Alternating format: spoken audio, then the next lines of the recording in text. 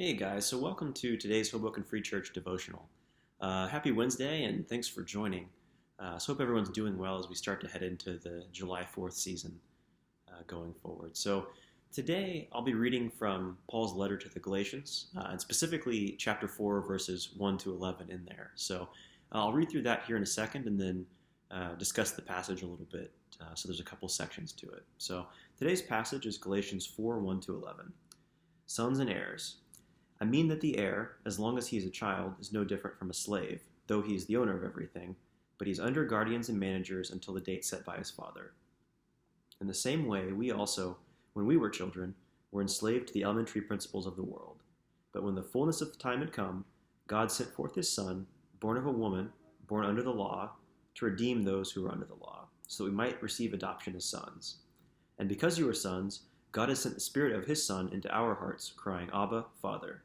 So you are no longer a slave, but a son, and if a son, then an heir through God. Formerly, when you did not know God, you were enslaved to those that by nature are not God's. But now that you have come to know God, or rather to be known by God, how can you turn back again to the weak and worthless elementary principles of the world, whose slaves you want to be once more?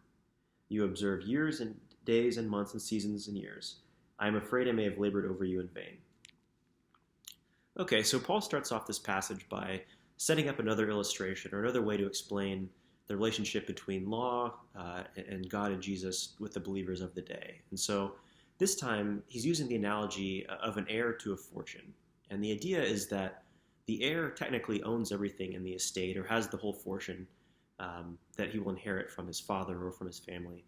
But until such a time as he is able to actually inherit that fortune, he's in a sort of slavery or in a supervisory period by the guardians and the masters that are of the estate or of the fortune, until his father has said that it's all right for him to take that over, to start his inheritance. So Paul's point here is that the Galatians, and really all early believers in the same way, used to be enslaved to the law until such a time as God had for them to be set free.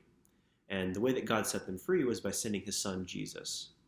So Paul also notes here that Jesus was born of a woman, born of the law, really trying to show that Jesus was fully God incarnate and that he was subject to the law as well, but able to come and then fulfill that law. So the idea is that with this passage that Paul is trying to make the point that we're totally dependent upon God's salvation to set us free, and Christ is this inheritance or this way to be able to recognize our inheritance as heirs.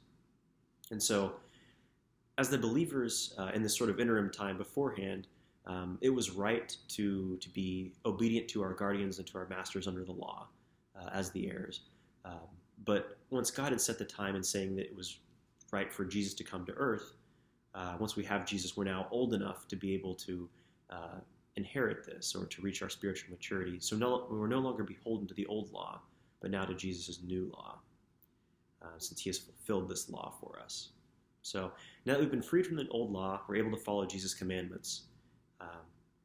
And Paul also says that God has sent the Spirit of his Son to us, which makes us his fully adopted sons and no longer slaves of the law. So we've received our inheritance through Christ, and we're able to now no longer be beholden or be a slave to the law, but to follow Jesus and to follow his commandments and teachings as adopted sons. Now, the second portion of the passage talks then a bit about Paul's concern for the Galatians. And so he's made mention of this a few times throughout the book.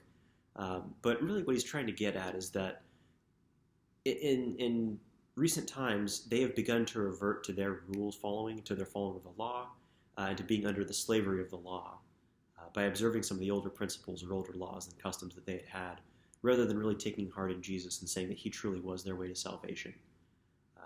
So again, he's trying to remind them that, hey, they're not beholden to these old ways of law, be it through worship of other gods or worship of the law itself as an end to saying that, by following the law they would be saved. He's saying that's no longer the case. We now have Christ. So why do they insist on following the old ways of the law?